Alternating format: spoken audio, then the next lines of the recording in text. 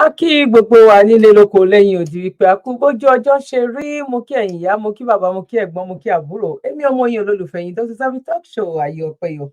Ṣé ìyá lọ́dọ̀ títí náà ní agbára lọ́wọ́ Ọlọ́run ayé ọpẹ́ a máa yọ fún wa ní. Lórí wa, lórí ọmọ, lórí ìdáwọ́lé ayé ọpẹ́ a máa yọ fún wa ní. Èwo la mú wá fún wa ní ọjọ́ títí òní wípé ká sáré ṣe àgbéyẹ̀wò ẹ̀. Iná ń jó lórí òrùlé. Níbi tí ọ̀rọ̀ náà dé lọ́wọ́lọ́wọ́ yìí, ta ló kù tí a fẹ́ dúró dè, ta la fẹ́ sá fún? Mo kí wa lẹ́ẹ̀kan sí pé ẹ káàbọ̀ sórí ètò. Bẹ́ẹ̀ ṣe wọlé ni mò ń kí yín. Ṣé ti bá wa gbọ́wọ́lé láìkì kó tó di pa ti ẹ̀ bẹ̀rẹ̀ sí ní máa sọ nǹkan kan. Ó kí ẹ̀yin mùsùlùmí pé assalamu alaikum, òjò ni wá àbíyàn ọkọ̀ ṣọ̀tá. Bẹ́ẹ̀ náà la kí kìrìsìtẹ́nì wípé God bless you, a kí oníṣẹ̀ṣe wípé àgbó àtọ́ ní agbára lọ́wọ́ Ẹlẹ́dùmarè. Bẹ́ẹ̀ náà ni mo tiẹ̀ kí àwọn tán ní àwọn táwàkálítù, àwọn bàbá Ọlọ́run dúró mà ní mo kí yín wípé a kú ìfi ọmọ ènìyàn ṣe. Ìfẹ́ ọmọ ènìyàn ṣe òun ló kọ́kọ́ jẹ́ ipò kíní náà. Ìfi ọmọ ènìyàn ṣe bí kò lè ló jẹ́ gbogbo ẹ̀sìn tó bá wùn kó máa ṣe tó bá ní ìbẹ̀rù ọmọ ènìyàn kó tó wá níbẹ̀rù Ọlọ́run, bí kò sáàrí bẹ̀rù Ọlọ́run. Àwọn tó ń tara wọn lọ́wọ́ yìí ní buy one get one free, ibo náà fi ìjọmọ ènìyàn sí.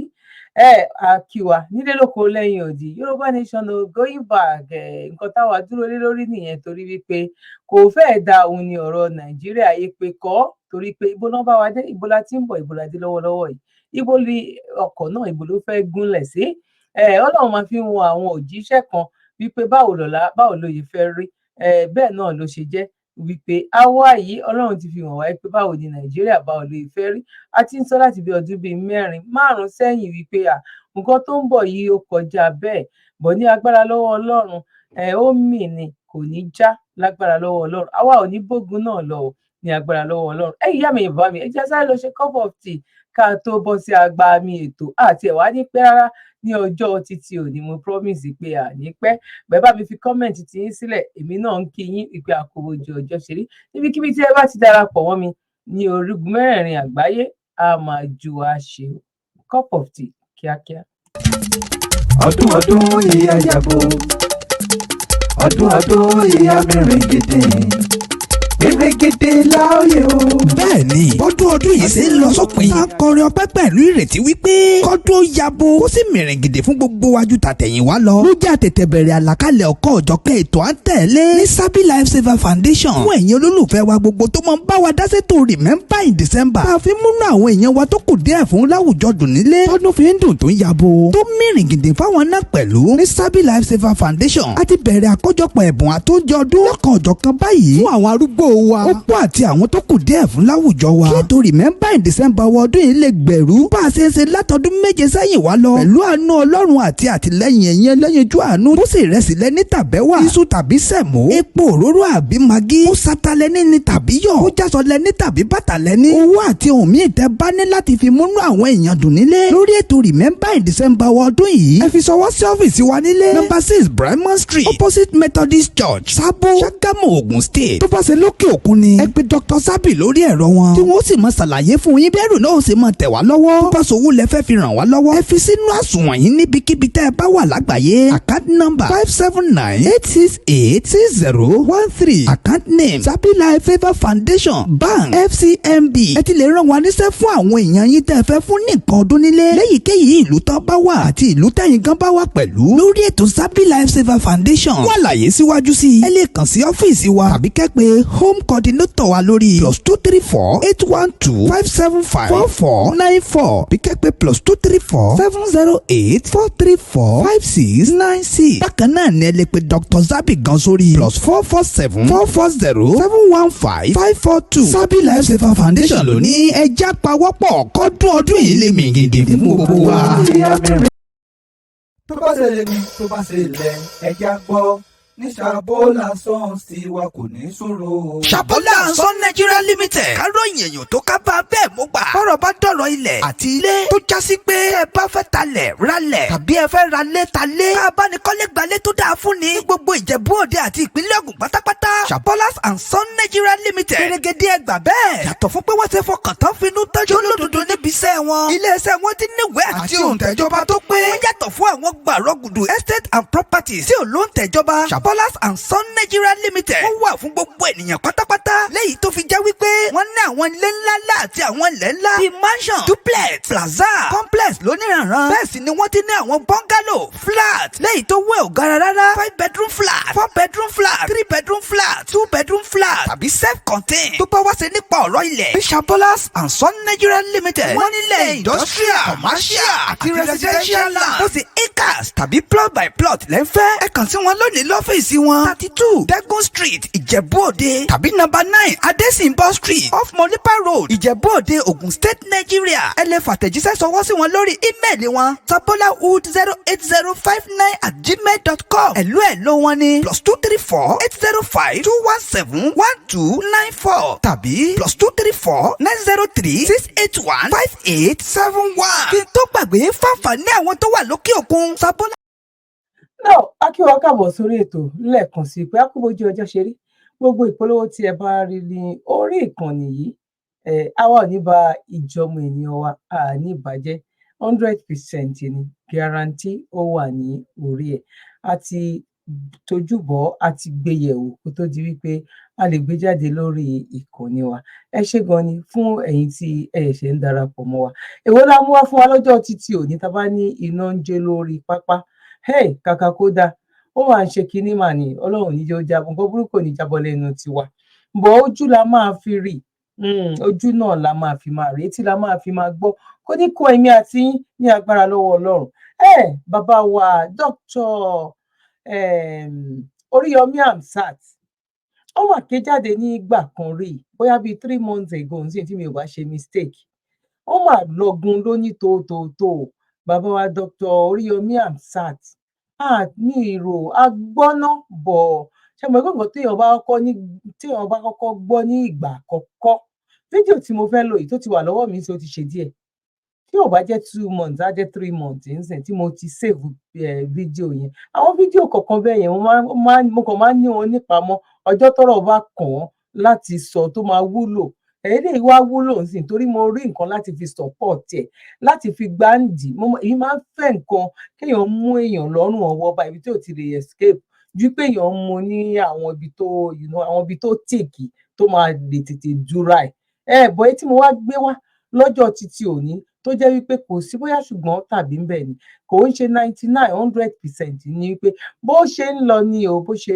rí gangan ìyẹn la máa fi mọ̀ wípé lẹ́yìn nǹkan kò tún sí nǹkan kan mọ́ kò sí nǹkan kan tí ọ̀rọ̀ Nàìjíríà yìí tó lè ṣe bí òun ṣe wípé Yorùbá ni mí Yorùbá ní ìran mi láìpẹ́ láì jìnnà fúlàgì wa lẹ́lẹ́ ni ó máa fẹ́ lẹ́lẹ́ ni ó máa fẹ́ lẹ́lẹ́ ni ó máa fẹ́ lẹ́lẹ́ ni ó máa fẹ́ àsíá owó Yorùbá nation lẹ́lẹ́ ni ó máa fẹ́ ẹ bá mi manage ẹ bẹ́ẹ̀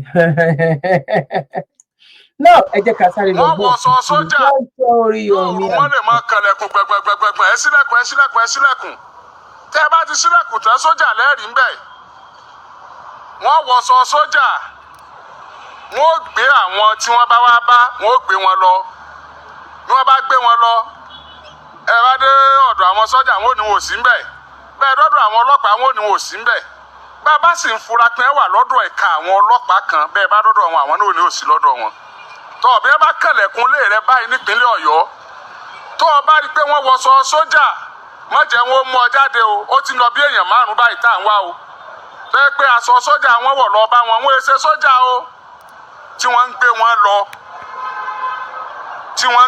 lọ ṣé kìí ṣe pé fight back lélẹ́yìí báyìí ṣé kìí ṣe revenge tó ṣẹlẹ̀ ẹ̀yin ará ìpínlẹ̀ Ọ̀yọ́ ẹ̀yin aráàlú ẹ̀yin agbófinró ọlọ́pàá ẹ̀yin ìjọba ẹ dákun ẹ tètè bá wá nǹkan ṣe sí o ẹ̀yin náà ò ní sọnù ọmọ yín ò ní sọnù o mo ti sọ ń jò ní mo láwọn tí ń pọ ọlọ́pàá ń gbà tí ṣẹlẹ̀ yẹn ṣẹlẹ̀ mo ní kò tẹ́ mi lọ́rùn kò dùn mọ́ mi ọlọ́pàá kọ́ lẹ́pa èèyàn lẹ́pa ọlọ́pàá ń jọ wọ́n bí wọn tí wọ́n sọ wọ́n ló kọ wọn ò sọ wọ́n lọ́lọ́pàá. now short video òun ni fídíò náà short video ni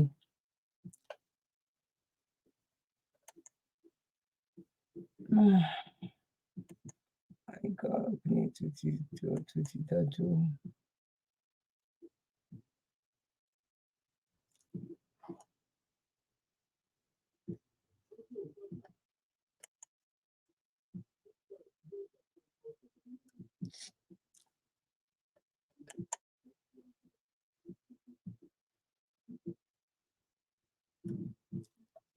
Lẹ́yìn 11 minutes torí Ọlọ́run.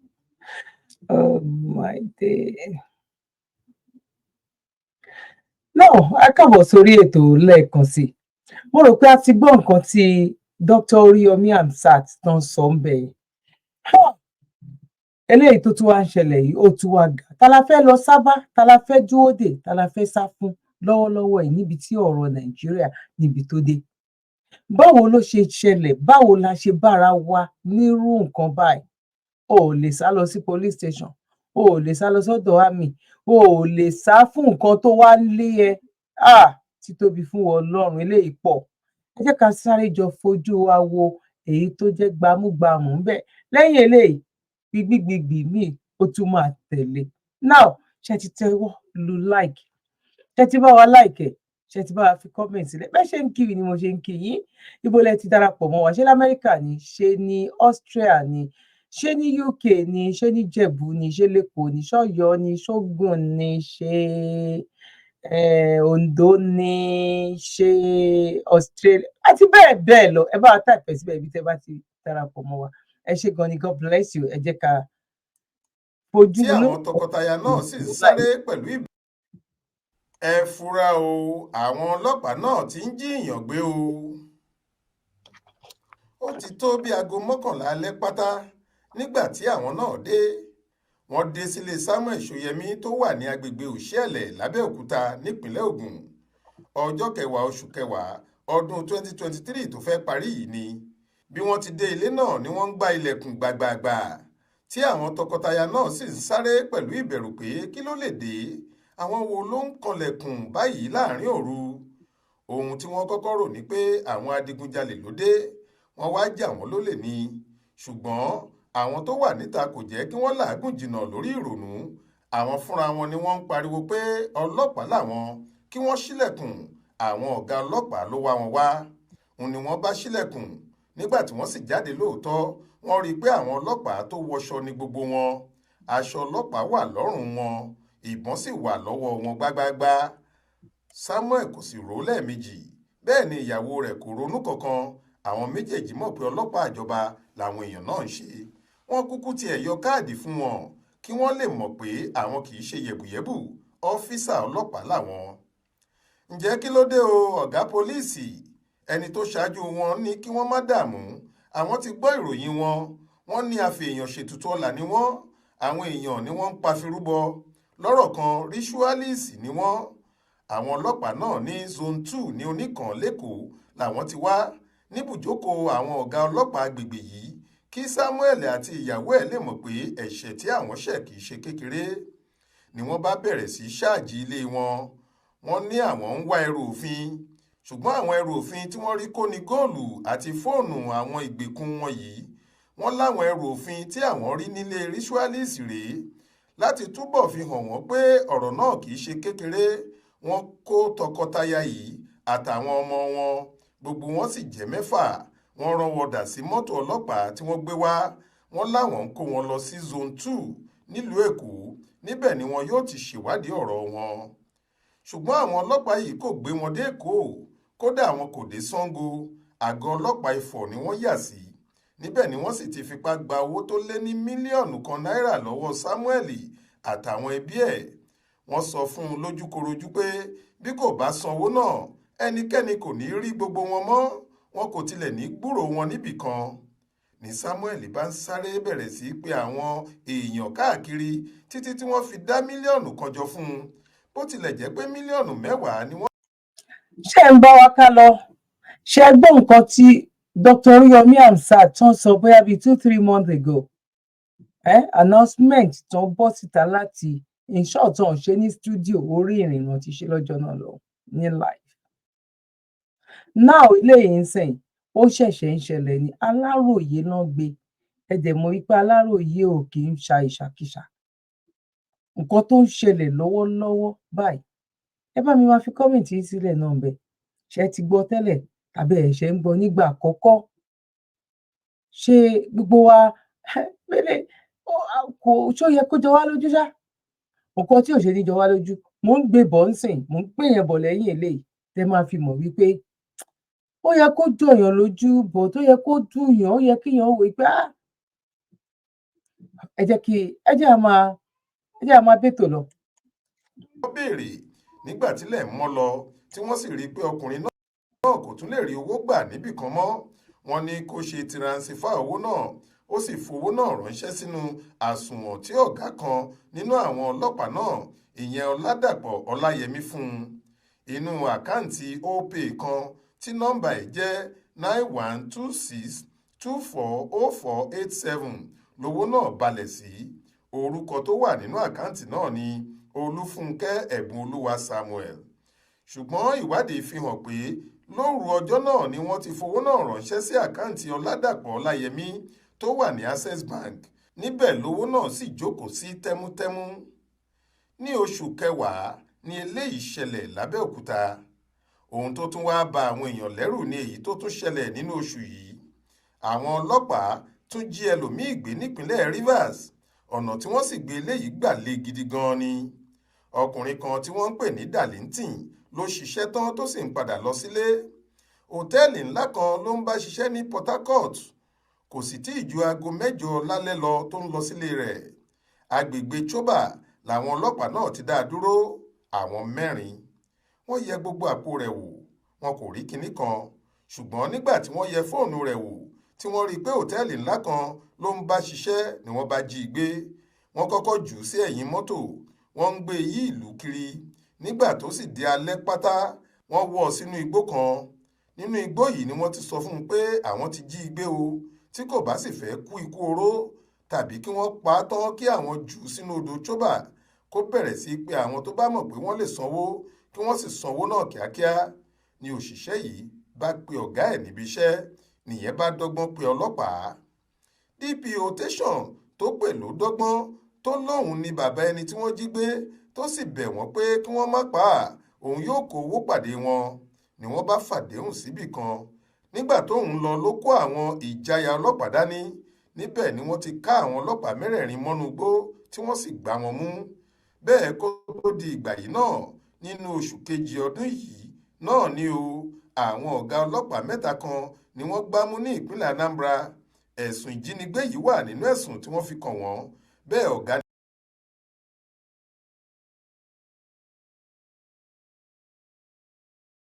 báwo la ṣe ń gbọ́ sí báwo la ṣe wá ń rí sí ṣẹlẹ̀ yóò ti wá kọjá bẹ́ẹ̀. ta la fẹ́ dúró dè kọ́lọ́pàá wà ní checking point. nǹkan kan ṣẹlẹ̀ sí mi bóyá bíi láti máa lọ bí 8 years ago nsìn. mo lọ Nàìjíríà nígbà náà lọ́hùn kẹ́ wá wo kẹ́ lè mọ̀ pé kò ṣẹ̀ṣẹ̀ bẹ̀rẹ̀ o. èyí tó wá dé gbogbo ìgbà yẹn ló fi jẹ́ wípé táwọn ọlọ́pàá bá wà ní checking point gan àìmọye àwọn tó jẹ́ pé ó lè ní wọn. eléyìí ló wá fojú hàn gan wípé ọ̀pọ̀lọpọ̀ ọlọ́pàá gangan òkè kò ń ṣe pé ó lè ọlọ́pàá gangan tó wà ní checking point òun ló ń ṣe iṣẹ́ ibi. lọ́jọ́ náà lọ́hùn èmi ni mo drive ní sáìdì Lẹ́kì. àǹtí mi tajọ wà nínú mọ́tò wọn wà l'Amẹ́ríkà lọ́wọ́lọ́wọ́ tá à ń sọ̀rọ̀ yìí ló ń sọ fún mi wípé má stop fún wọn o má stop fún wọn o. You can imagine. èmi tí mo wá láti ìlú òyìnbó tí a kì í ṣe irú ẹ̀ kí n máa kọ́kọ́ gbàgbé wípé bóyá ọmọ Nàìjíríà ní mí lọ́wọ́lọ́wọ́ yẹn. ṣé mo pé àwọn kan wà ẹ̀mí wọn yí ní Nàìjíríà yẹn pé ò bá yìnbọn kan nǹkan tó bá ń wù ẹ́ ni kò ṣe but because níbẹ̀ yẹn lóòótọ́ ibẹ̀ yẹn ó jẹ́ bí sharp corner. tá bá ti kọjá ní mímọ́ bí mo ṣe lè ṣe ìjúbọ láti fẹ́ máa lọ sọ́nà Èkó hotel tá a bá lọ sọ́nà Èkó hotel tá a bá yà by the left wípé a fẹ́ máa lọ sọ́nà ọ̀nà what did you call it kí ni mo pè é nísìnyí náà ọ̀nà Lẹ́kì or whatever yẹn ṣá tá a fẹ́ máa lọ sọ́nà ọ̀nà bíi àwọn bíi nice hotel tó wà gbogbo ọ̀nà bẹ̀rẹ̀ ṣá lọ́rọ̀ kan ṣá ó ti sápá mi lórí. ibì kan wà ńbẹ̀ tó jẹ́ pé sharp corner ni ó dẹ̀ dá lọ́wọ́ alẹ́ ta drive kọjá ńbẹ̀ ọjọ́ yẹn náà dẹ̀ rèé hold up wà ní àwa wò pé òkè jẹ́ ká lọ sùn sọ́dọ̀ ọmọ sísà mi tí wọ́n wà nínú mọ́tò yìí, má jẹ́ ká lọ sílé mọ́, ká lọ sùn sí ọ̀dọ̀ tiẹ̀. Òun ló fà á o, ẹ wo irú nǹkan bẹ́ẹ̀ yẹn, torí pé àwọn ti rí oríṣiríṣi pé àwọn tó wá dúró sí kọ́nà yìí tó bá tẹ bírèkì lásán kò sí nǹkan tí ò lè ṣẹlẹ̀. Ẹ wá imagine bí 8 years ago ni mo sọ, kẹ́ wá wo nǹkan tó ń ṣẹlẹ̀ lọ́wọ́lọ́wọ́ ń sìn. ni wọ́n nídìí iṣẹ́ ọlọ́pàá. Àwọn mẹ́ta náà ni Chief Superintendent of Police CSP Patrick Agbazue, Inspector Harrison Hakama àti Superintendent of Police SP Princess Nwode. Nígbà tí alukoro àwọn ọlọ́pàá àpapọ̀ Olúmúyìwá Adéjọbí ń sọ̀rọ̀ wọn nígbà náà, ó ní àwọn ti mú wọn nítorí wọ́n fẹ̀sùn kàn wọ́n pé wọ́n lọ́wọ́ nínú ìwà ìjínigbé nípìnlẹ̀ wọn. Ọ̀rọ̀ náà le débi pé kinní náà kan ọ̀gá ọlọ́pàá pátá ìgbà náà. Ó yà á lẹ́nu pé àwọn ọlọ́pàá tó ga tó bẹ́ẹ̀ yẹn lè wà nídìí ìwà àbàjẹ́. Ṣùgbọ́n kì í ṣe nílẹ̀ Yorùbá àti ilẹ̀ Ìgbò nìkan ni àwọn ọlọ́pàá yìí ti ń jíyàn gbé. Ní Kaduna, wọ́n gbá àwọn ọlọ́pàá mẹ́ta kan mú. Wọn ò níṣẹ́ méjì tí wọ́n ṣe ju kí wọ́n jí àwọn èèyàn gbé lọ. Ó ti pẹ́ tí wọ́n ti ń wá fẹjọ́ wọn sùn pé nínú àwọn ọlọ́pàá iléeṣẹ́ wọn ní Kaduna, àwọn kan wà tí wọ́n ń jíyàn gbé. Àwọn ọ̀gá wọn ní kì í ṣe bẹ́ẹ̀, síbẹ̀ wọ́n dẹ okùn sílẹ̀ fún wọn. Òun ni wọ́n bá gbá àwọn mẹ́ta kan mú. Orúkọ wọn ni Aliyu, Sanni àti Bello. Ọlọ́pàá iléeṣẹ́ náà sì ní gbogbo wọn. Ohun tí wọ́n máa ń ṣe ní tiwọn ni láti ṣọ́ ẹnìkan dáadáa, tí wọ́n sì ní ẹnìkan tó máa ń bá wọn wádìí àwọn tí wọ́n bá lówó lọ́wọ́ láàrin ìlú. Tí wọ́n bá ti mọ irú ẹni bẹ́ẹ̀, wọn yóò lọ sílé ẹ̀ tàbí kí wọ́n dábù ẹ̀ lọ́nà, wọn yóò sì jí gbé. Bí kò bá sì rówó san, wọn ò ní fi í sílẹ̀ àfi nígbà tí owó ńlá bá tó jáde lọ́wọ́ ẹ̀. Bẹ́ẹ̀ ni wọ́n wà láàrin àwọn ọlọ́pàá Kaduna yìí táwọn ọ̀gá wọn kò mú aburú tí wọ́n ń ṣe àfi nígbà tọ́wọ́ tó tẹ̀ wọ́n yìí. Àwọn èèyàn kò kọbi ara sí ọ̀rọ̀ náà púpọ̀ tẹ́lẹ̀, àfi nígbà tí kinní náà wá ń le sí i, pàápàá láti ìbẹ̀rẹ̀ ọdún tó fẹ́ parí yìí, tó sì ti di pé gbogbo ìlú ti ń gbọ́ báyìí pé àwọn ọlọ́pàá náà ti ń jíyàn gbé. Bẹ́ẹ̀ ni kì í ṣe ìpínlẹ̀ kan ni wọ́n wà. Bí wọ́n ti wà nílẹ̀ Yorùbá ni wọ́n wà nílẹ̀ Ìgbò, bẹ́ẹ̀ ni wọ́n ń jí àwọn èèyàn gbé nílẹ̀ Haúsá. Àwọn ọlọ́pàá fúnra wọn kò tí ì mọ ibi tí wọn yóò gbé ọ̀rọ̀ náà gbà, nítorí ó ti hàn sí wọn pé bí àwọn ti ní àwọn ọ̀daràn níta, bẹ́ẹ̀ làwọn ọ̀daràn náà wà nílé láàrin àwọn nínú ilé iṣẹ́ wọn gan-an. Àwọn ọ̀gá yìí mọ̀ pé bí ikú ilé kò bá pani, tòde kò lè pààyàn. Kò sí bí wọ́n ṣe lè kápá àwọn ajínigbé níta bí àwọn ajínigbé bá wà nínú ilé àwọn tí wọ́n sì mọ gbogbo ìrìn àti ìgbésẹ̀ tí àwọn ń gbé láti fòpin sí ìwà náà.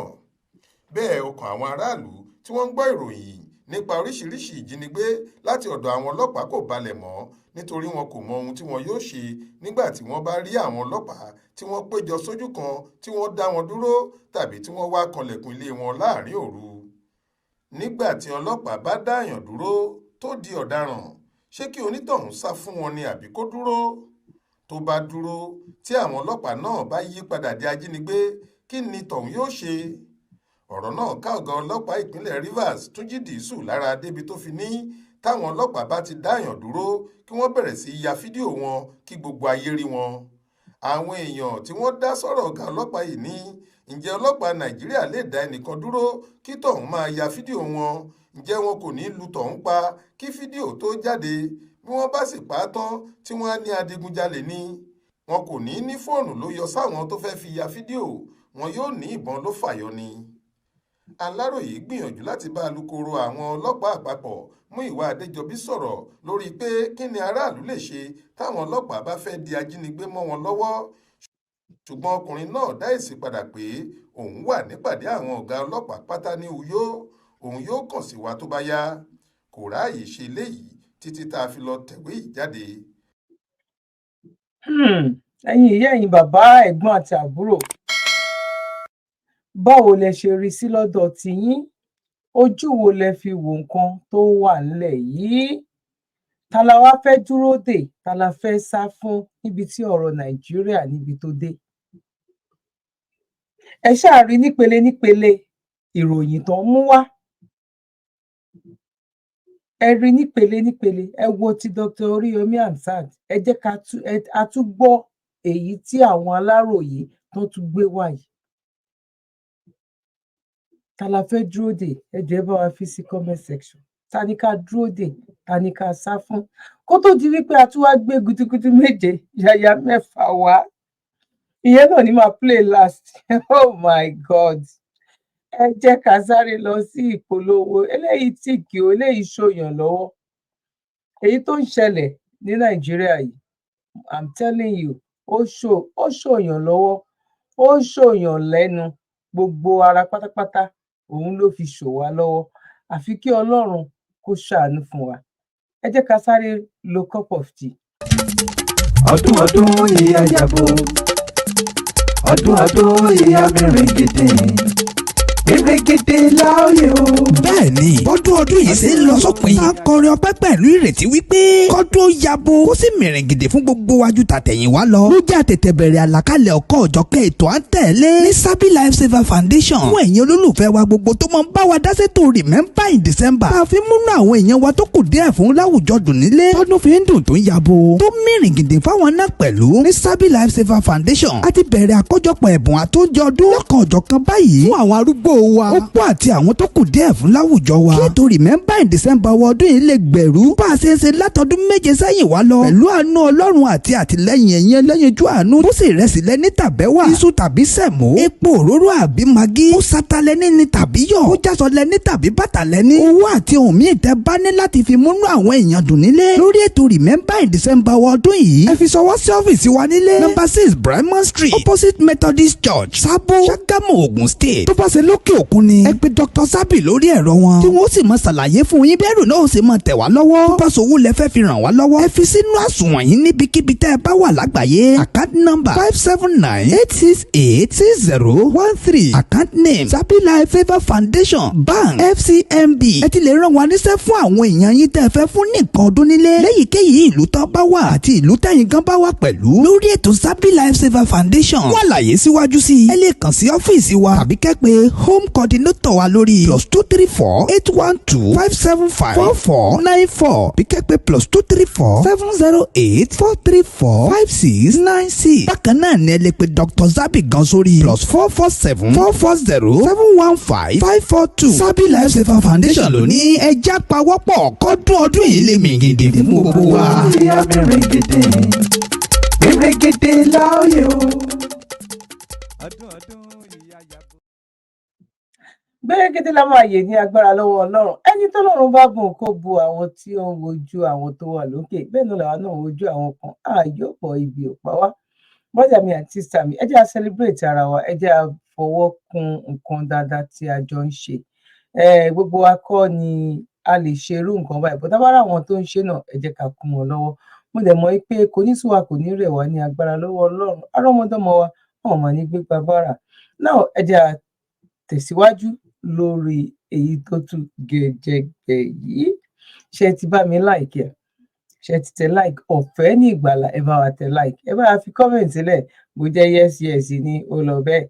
Bó jẹ́ a kú ètò ń bẹ̀ náà ni ó lọ bẹ́ẹ̀. One love ó lọ. Bóyá ó make sense àbí kò make sense. Tàbí báwo ló ṣe rí lọ́dọ̀ títí yín bẹ̀ náà. Ẹ bá wa fi sílẹ̀ náà ń bẹ̀. Ẹ ṣé gan ni, God bless you. Demanding money. All right. Sorry. Well, let's take another story then. 2 officers of the Nigeria Police Force were caught on camera demanding money from a Dutch woman who was on her way to Abuja on a motorcycle. In the now viral footage, the officers appeared surprised to see the woman traveling alone on the motorbike, unaware that they were being filmed. They stopped her and asked her what she brought from her country. Let's take a look. How are you? Hello. Hello? How is everything? Everything is fine. From where? Netherlands. Eh? Netherlands. Now you come? What do you bring up? See that? Eh? Oh, you where they go? Abuja. Abuja? See, what you read? You're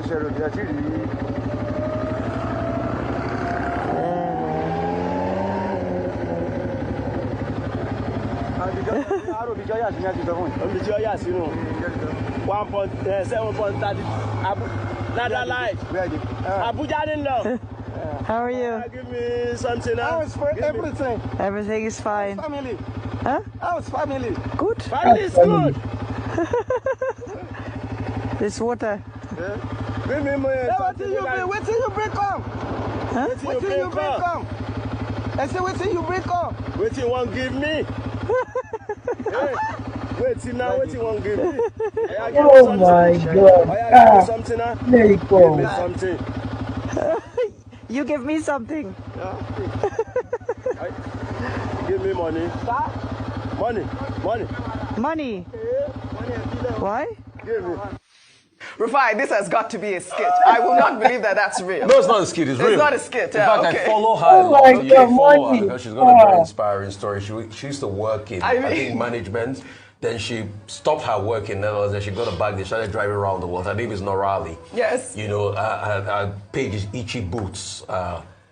Before she came to Nigeria, she was concerned about the security situation. She was constantly saying, in fact, she explores a lot more of other countries, but she's not going to be doing that for Nigeria. Yes. Because of the fact that she is scared about the security situation. And she's on the way to Abuja so that she can perfect her visa into Cameroon. And she was going through and she met these police officers. I mean, quite very funny, but it's also a sad indictment on our police force. Absolutely. And I think these two Babasue police officers that provided us a lot of laughter should also be called to order. Yes. We can't afford to make our country feel this way. That's her first time riding through Nigeria. She's rode through Ivory Coast, other parts of the country. In fact, she came in from Cotonou. She didn't see this kind of treatment. No. Then she saw it in Nigeria. She tagged it, corrupt police officers ask me for money. Yeah. But in all fairness, other checkpoints, they were thrilled about her movement. They were really excited. And they said, oh, let go. I was proud of those other police officers. But when we go to these two police officers, Babasue and Lukuluku Badachi, no, I mean, look at this. What even made me laugh was the way they were trying to speak pidgin English with Oyibo and said, give me money. And this one was sure that everything was fine. This one has a career comedy. He does. But you know, I thought it was important to highlight this story. Look at them. Wait till you bring come. I wait till you bring come. Wait till you won't give me now. Give me money. Give me money. I mean, look at this. Very good news is that Olumiwa Adejobi, the police PRO, says that the Oyo Police Command has been directed, maybe by the Inspector General of Police, to identify these people properly. Yes, absolutely. Since they've been recorded, their faces are clearly shown, and to ensure that they are disciplined. Yes. Because these are the people who give Nigeria bad name, and even give the Nigerian police worse Bad, name. Absolutely. Dr. Bata, next time I will tell you which already. bring come. Give me money. Well, all right. We'll take What do you bring come? Nigeria tó ti bàjẹ́ tẹ́lẹ̀tẹ́lẹ̀. Ṣé gbọ́ ti Professor Okediji tó ṣẹlẹ̀ ní Nàìjíríà náà tán ní ọpẹ́lọpẹ́ ọmọ Ìgbò tó gba bàbá náà sílẹ̀ láti Amẹ́ríkà. Bí woman yìí náà ṣe rìn náà ni bàbá yìí náà ṣe rìn láti Ghana, Cameroon, Cotonou, tán gbà bẹ́ẹ̀ yẹn, tán fi ṣe trip. Tán lọ háyà mọ́tò tó láti gbé wọn, ẹni tó ti pẹ́ l'Amẹ́ríkà ó ti wá padà sí Amẹ́ríkà sí pọ́ lòun ò ní jẹ́ kó rí nǹkan tó máa fi gbóhùn padà. Àwọn ọlọ́pàá tún jí $500. Wọ́n jí $500. Wọ́n fi sílẹ̀ níbi tán jí $500. Wọ́n tún dé Èkó ní Festac.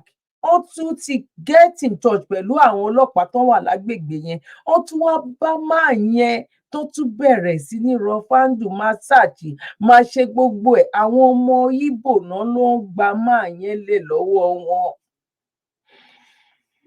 Ló gbálẹ̀ lọ́wọ́ wọn. Mo kàn ṣọ́ọ̀tì sítórì yẹn ní kékeré ni o. Máa yẹn write article yẹn ó gùn gan-an ni. Ìṣòro tàbí pa fi ṣe program lórí world media ní àná gan. But ẹ wo bí ilé ayé Nàìjíríà bó ṣe rí. Táwa kan bá wá dìde tá a bá sọ wípé ó tó gẹ́ àṣedànù nínú ayé wa, ó tó gẹ́ àṣèrí nínú ayé wa, ó tó o. Wípé eléyìí a gbọ́dọ̀ máa continue ẹ̀ lọ báyìí. Àwa ní kọ́kọ́ la máa kọ́kọ́ ṣe é. Ẹ má wò wá bí ọ̀tá yín. Ẹ má wò wá gẹ́gẹ́ bí ipa fẹ́ dá wàhálà sílẹ̀. Ó ń ṣọmọ olókùú bẹ́ẹ̀ ni a lè sí pẹ̀lú òkú ẹ̀. Ẹ jẹ́ a jọ fọwọ́sowọ́pọ̀. ẹ jẹ́ ká jọ gbà fọ́lọ́run, ẹ jẹ́ ká jọ ní sùúrù, ẹ dẹ̀ jẹ́ ká máa kún fún àdúrà, ká fi àdúrà máa ran àwọn tó wà lórí ìrìn àjò yìí tó yìí ń ṣe tí ò sú wọn tí ò rẹ̀ wọ́n, ká fi máa ràn wọ́n lọ́wọ́. Mo mọ̀ wípé kò sí ewé kan ò lè jábọ́ lára igi kọ́lọ́run kó má mọ̀ sí i. Ìyá 2x2 tó wá da gbogbo ìrìn àjò yìí, tó wá fa ìrìn àjò ọdún méjì tó wá fẹ́ sọ di 4 years mọ́ wa lọ́wọ́, ó yé Ọlọ́run. Ọlọ́pẹ́ ni Ọlọ́run, ó lóun ò béèrè owó, òun ò béèrè obì lọ́wọ́ wa, bí òun ṣe pé ká máa dúpẹ́. Ṣé àtúwá ní dúpẹ́ ni? Wọ́n ní bẹ́ẹ̀ yìí ò ṣe, bóyá èyí tó bá ju bẹ́ẹ̀ lọ ni ó máa ṣe. Ara iye ọpẹ́ wa ni wípé ó yẹ ká tiẹ̀ má gbúrò nǹkan kan mọ́, tó tiẹ̀ kí everybody gan kan ti hands up wípé no, but still yet a sì ní àwọn kan tó ń ṣe lọ ní ribiribi. Mo dẹ̀ mọ̀ pé ní agbára lọ́wọ́ Ọlọ́run, ojú òní ti wà, ọwọ́ wa ò ní kàn sọ̀lẹ̀ ọ̀pọ̀, ọ̀nà bó la máa gbé gbà. Ọlọ́run ti ń kọ́ wa mọ̀ ṣe, mo dẹ̀ mọ̀ pé ó máa níyànjú lágbára lọ́wọ́ Ọlọ́run. Ojú òní ti wà, kí la máa jẹ tá bá débẹ̀, kí ṣe lè dá dúró, ṣe lè ṣe kinní kan. Ṣé ó ti ṣe ẹ rí? Ṣé báyìí máa bá lọ lélẹ̀? Ṣé ó ti gbà kan rí? Ẹnu Yorùbá ò ṣe kinní kan, tẹnu Yorùbá nìkan ò kù lágbàáyé ni, ṣé ẹnu Yorùbá nìkan ni? Ẹ jẹ́ a ṣe sùúrù, ẹ jẹ́ a sì mẹ̀dọ̀. Gbogbo wa pátápátá ló kàn, gbogbo wa pátápátá, aburú ò ní kàn wá, anáwó, anára, aná time, aná gbogbo ẹ̀, gbẹ̀yàn kan ló dé. But still yet mo mọ̀ pé lágbára lọ́wọ́ Ọlọ́run, ní ẹ̀yìn ohun gbogbo, a máa tún gbégbá ọpẹ́ ni. Àlẹ́ ní gbégbá ọpẹ́ ìbànújẹ́ ní agbára lọ́wọ́ Ọlọ́run. Ẹ̀yin ìyá mi, ẹ̀yin bàbá mi, ẹ̀gbọ́n mi àti àbúrò mi, gẹ́gẹ́ bí mo ṣe promise wípé ní pẹ́ lórí ètò eléyìí, bó ṣe lè wù kó mọ wípé èyí tó tún lọ lélẹ̀, so that a lè rí ètò yìí láti fi ṣe ọwọ́ sí ọ̀dọ̀ àwọn ẹbí wa tó wà ní orúgun mẹ́rin àgbáyé.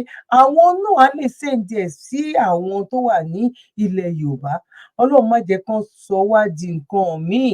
Àìmọye ọ̀pọ̀lọpọ̀ èèyàn, ṣọ́ọ̀tì ẹ̀rọ oúnjẹ jẹ débi pọ́n fẹ́ ra dátà, ṣọ́ọ̀tì ẹ̀ rí ọ̀nà lọ́gán débi pọ́n tiẹ̀ ọ̀rọ̀ dátà ló wá ku àwọn ọ̀rọ̀ ipa. Ẹlòmíì gan láyé ìgbà kan gan tó tiẹ̀ ń tọrọ owó lórí social, ṣọ́ọ̀tì ẹ̀rọ owó gan fi ra dátà gan débi pé ó fẹ́ bọ́ sórí social media gan bẹ̀rẹ̀ sí ní máa tọrọ owó.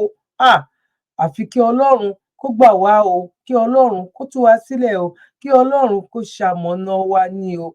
Gbogbo àwọn tó dẹ̀ ń ṣe nǹkan yìí, kọ́lọ́run má jẹ́ ó sú wọn, kọ́lọ́run má jẹ́ ó rẹ̀ wọ́n, kọ́lọ́run má jẹ́ kọ́wọ́ wọn kan sàlẹ̀ àpò. Àbùdí ni tolókun, àbùdí ni tọlásà, àbùdí owó lọ́pọ̀lọpọ̀ tí bá sọ dáadáa, kó máa rọ́pò gbogbo ibikíbi tó ti fi ń ṣe ìrìn àjò yìí náà ní agbára lọ́wọ́ Ọlọ́run. Ojú òní ti wà. Àwa dúró lórí wípé kí ni àwọn tó ń bọ̀ lọ́la, báwo irú ìgbésí ayé wo ló máa jẹ́, ìgbésí ayé wo náà máa wá bá. Àwa ò rò wípé jẹ́ kí n rí tèmi ṣe, a máa rí tiwa ṣe lágbára lọ́wọ́ Ọlọ́run. Ní dèrò ẹ̀yìn lágbára lọ́wọ́ Ọlọ́run. Ọlọ́run á wọlá àníyàn, Ọlọ́run á wọlá ọkàn wa, Ọlọ́run á wọlá bó ṣe mú wa lára sí. Ọlọ́run ò ní fà wá sẹ́yìn, Ọlọ́run ò dẹ̀ ní fi kan torí kan gbà kan lọ́wọ́ èmi àti yín. Kò nítorí Yorùbá nation gbà láfíà wa, kò dẹ̀ nítorí Yorùbá nation jẹ́ kí a ká jọ fojú sunkún ara wa ní agbára lọ́wọ́ Ọlọ́run. Àlékún owó, àlékún ọmọ, àlékún ìfọkànbalẹ̀, àìsìkí owó, àìsìkí ọmọ, ẹ̀mí gígùn àtàláfíà, òun la máa fi ṣe ọdún tó ń bọ̀ lọ́nà yàn ní ṣe lẹ́yìn wa. Àwa báyìí a máa jọ péjú ṣe ni, a máa jọ péjú ṣe happy, a máa jọ péjú pariwo happy new year ni. Kò wá ní jẹ́ wípé mi ìbá mọ̀ wá rí báyìí, kò ní jẹ́ tèmi àti yín. Mo mọ̀ wípé ó kù síbi kan, gbogbo ibi tó bá wù kó kù sí, abáná Ọlọ́run ọba pàdé. Bàbá mi, ìyá mi, ẹ̀gbọ́n mi àtàbúrò mi, one love, ẹ ṣé gan ni. Gbogbo ẹ̀yin tẹ́ ti bá wa like ètò, ẹ̀yin tẹ́ ti bá wa ń pín kó lè délé, kó lè dóko, ẹ ṣé gan ni, a dúpẹ́ lọ́wọ́ yín, one love. Gbogbo ẹ̀yin tẹ́ dẹ̀ nígbàgbọ́ láti bá wa dá sórí ọ̀rọ̀ charity wa náà, ẹ má jẹ́ kó pẹ́, ẹ má jẹ́ kó jìnnà kẹ́ tó darapọ̀ mọ́ wa. Mo mọ̀ pé àwọn kan ní lọ́kàn yìí pé tí change bá yọ sí mi lọ́wọ́, èmi náà fẹ́ gbọ́n sínú charity. Dr. Zabby, a ṣe é ṣe fún yín ní agbára lọ́wọ́ Ọlọ́run. Ọlọ́run tó ti gbọ́wọ́ wa sókè, àní padà dẹni ilẹ̀ lágbára lọ́wọ́ Ọlọ́run, àní dátọ́rọ́ jẹ́ ọwọ́ wa, ò ní kàn sàlẹ̀ àpò. Àrọ́mọdọ́mọ wa lágbára lọ́wọ́ Ọlọ́run kò ní gbégbá bára. Èmi ni tí tòótọ́ ọmọ yín, àbúrò yín, olólùfẹ́ yín, Dr. Zabby Talk Show, ayé ọpẹ́ yọ̀ṣẹ́ ọlọ́dọ̀ títí yín náà ní agbára lọ́wọ́ Ọlọ́run. Ayé ọpẹ́ màmá ayọ̀ ni. One love, bye for now. Ọdún ìyá Ìjẹ̀bú, ọdún ìyá mẹ́rin gidi. gbàgede láòyè o. bẹ́ẹ̀ni ọdún yìí ṣe ń lọ sópin. a kọrin ọpẹ́ pẹ̀lú ìrètí wípé kọ́dún yabo kó sì mìrìngìdì fún gbogbo wájú tàtẹ̀yìnwá lọ. ló jẹ́ àtètè bẹ̀rẹ̀ àlàkalẹ̀ ọkọ̀ ọ̀jọ̀kẹ́ ètò à ń tẹ̀lé ní Sabi Lifesaver Foundation fún ẹ̀yin olólùfẹ́ wa gbogbo tó máa ń bá wa dá sétò Remember in December. tá a fi múnú àwọn èèyàn wa tó kù díẹ̀ fún láwùjọ dùn nílé tọ́dún fi ń dùn tó ń yabo tó mìrìngìdì fáwọn náà pẹ̀lú ní Sabi Lifesaver Foundation. a ti bẹ̀rẹ̀ àkójọpọ̀ ẹ̀bùn àtúnjẹ ọdún lọ́kàn ọ̀jọ̀kan báyìí fún àwọn arúgbó wa opó àti àwọn tó kù díẹ̀ fún láwùjọ wa. kí ètò Remember in December wọ ọdún yìí lè gbèrú bá a ṣe ń ṣe látọdún méje sẹ́yìn wá lọ pẹ̀lú àánú Ọlọ́run àti àtìlẹ́yìn ẹ̀yin ẹlẹ́yinjú àánú bó sì rẹsì lẹ́ni tàbẹ́wà iṣu tàbí sẹ̀mó epo òróró àbí magi ó sata lẹ́ni ni tàbí yọ̀ ó jásọ lẹ́ni tàbí bàtà lẹ́ni owó àti ohun míì tẹ́ bá ní láti fi múnú àwọn èèyàn dùn nílé lórí ètò Remember in December wọ ọdún yìí ẹ fi ṣọwọ́ sí ọ́fíìsì wa nílé.